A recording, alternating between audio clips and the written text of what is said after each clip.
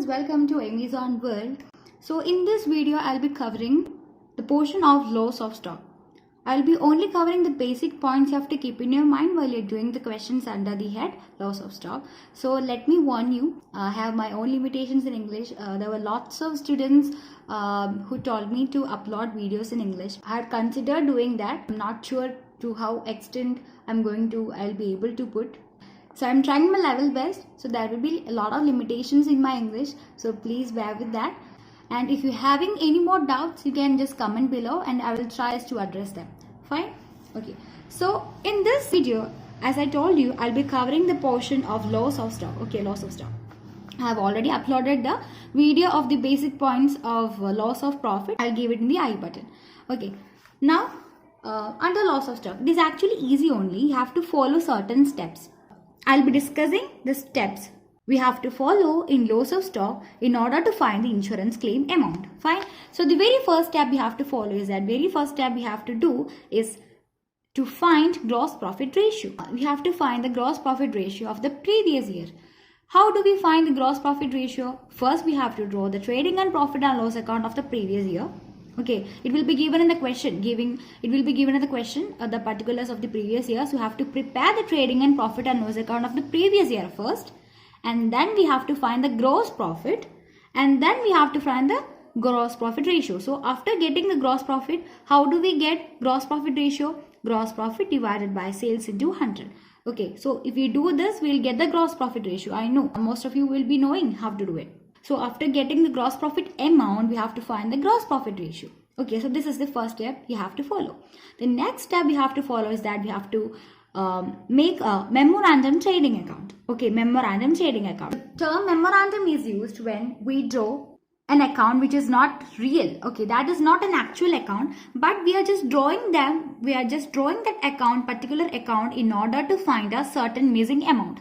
Okay, certain missing value. So whenever you see this memorandum, just think that it is actually not an actual account, but is just drawn in order to find, drawn in order to find a missing value. Okay, so the missing value in here, in this loss of stock, will be the closing stock. I will be explaining it further.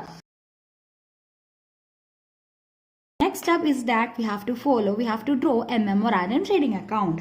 So in this memorandum trading account, what are we going to record? It records the particulars till the date of loss of stock. What are we going to record in this? We will record the particulars from the beginning of the year till the date of the loss of stock. When the stock is damaged, we'll record the particulars till the date when the stock is damaged or when the stock is fired. Okay, so we have to record the particulars till that date in this memorandum trading account. And what we have to do next? We have to apply the gross profit ratio which we found in step 1. That is, we have already found a gross profit ratio here, right? So we have to apply this gross profit ratio which we found in step 1 in the sales and find the gross profit amount in memorandum trading account. So as I told you, we are already preparing a memorandum trading account, right? Okay, after preparing the memorandum trading account, we have to find the gross profit in this memorandum trading account. So how are we finding gross profit? We have already found the gross profit ratio by drawing a trading and profit and loss account of the previous year. Take that gross profit ratio, and then we have to apply this gross profit ratio on the amount of sales which we have already written in the memorandum trading account. Okay, then apply this gross profit ratio on the sales and we'll get a gross profit amount, right? So we get a gross profit amount. The gross profit amount will appear in the debit side of the memorandum trading account, as you all know, right? Now, as you all know, how do we apply this GP ratio? Sales into that particular ratio or particular percentage, we'll get the gross profit amount, right? Now, next step, what we have to do? After doing this, we'll get a balancing figure in the so-called memorandum trading account, right? We'll get a balancing figure in the credit side of the memorandum trading account. What will we call that balancing figure? That balancing figure is what we call as a closing stock on the date of loss occurred.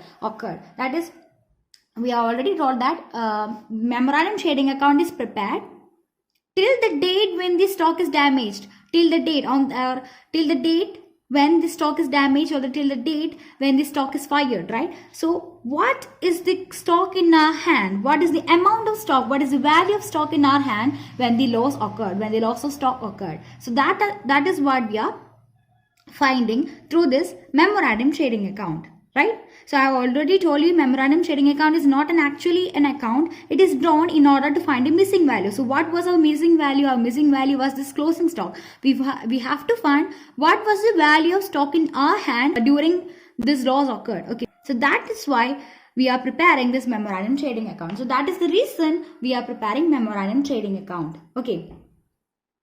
And we are just assuming that the gross profit, the previous year gross profit will be again repeated in this year. We are just assuming that. In real life situation that will not be happening. But in order to get a particular value, we are just like assuming that the previous year gross profit ratio will be followed in the next year also. Okay, so that is why we are just applying this gross profit ratio on the sales year and finding the gross profit, and then with the balancing figure, the balance figure which we will get in this particular so-called memorandum trading account, that is called as a closing stock. Okay, on the date of loss occurred.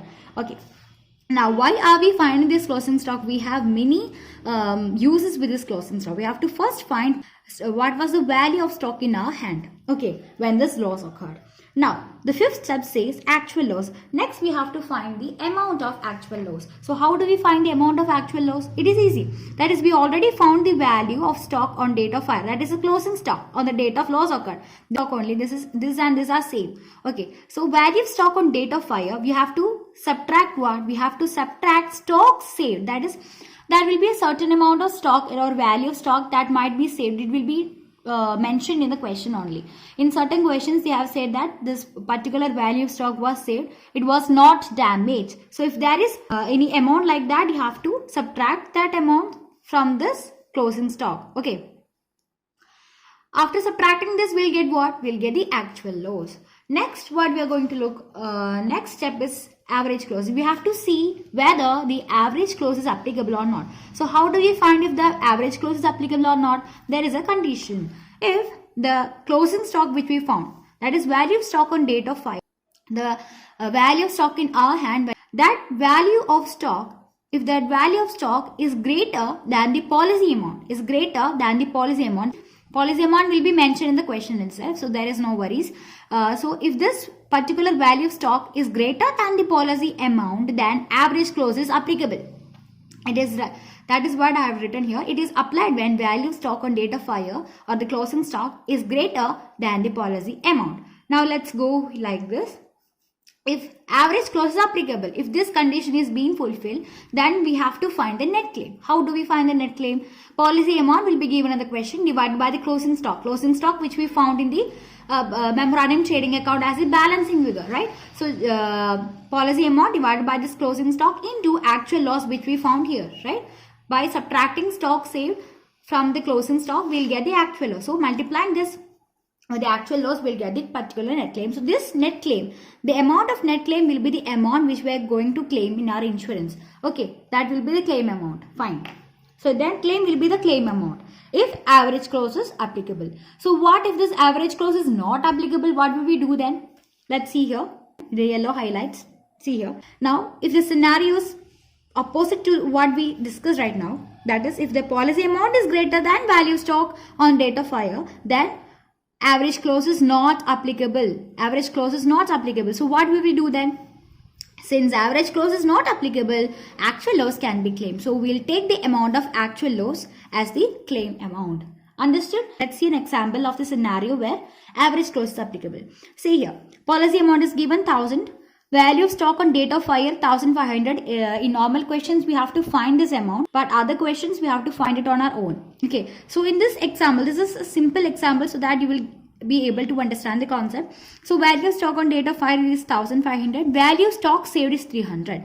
So they have asked us what is the amount of net claim. So very first, in order to find the net claim, first we have to find what? Actual loss. So as I have told you, how do we find the actual loss? Value of stock on date of fire minus stock saved. So it is already given us in the question itself. So 1500 minus 300, I'll get 1200 as actual loss. Now I'm going to apply this on this particular net claim in order to find the net claim amount. So net claim I'm not gonna rewrite the equation again because it is already shown here. Okay, so net claim is equal to policy amount. Policy amount is 1000 divided by closing stock. It is given 1500 into what? We have to multiply it with actual loss, which we found right now, 1200. So what will be the amount? 1000 divided by 1500 into 1200. So what is the amount of net claim? 799.99. That we can write it as 800. Okay, so this is how we find net claim if average close is applicable. In this scenario, average close is applicable. If average close was not applicable, what will be our answer? That is, if this policy amount was greater than value of stock. Let's say another example. Policy amount. Let the policy amount be 1500. Okay, then let the closing stock be 1000. So in this scenario, policy amount is greater. So average close is not gonna applicable. It's not gonna apply here, right? So what will be the amount of claim? Amount of claim will be actual loss. Amount of claim will be the amount of actual loss. So what will be the actual loss in this scenario? Actual loss will be 1300. It's going to be how much? 700. 700. The amount of actual loss will be the amount of claim when average close is not applicable. If average close is applicable, then we have to find through this way, okay, by applying this equation. Understand? So these are the some points you have to keep in your mind while you're doing the questions on the loss of stock. Hope this video was clear to you. With the use of this video, with the use of this basic video, you can just try to do the questions which is given in our study mat. If you have further doubts, you can just comment below in the comment box. So thank you for watching and write your studies.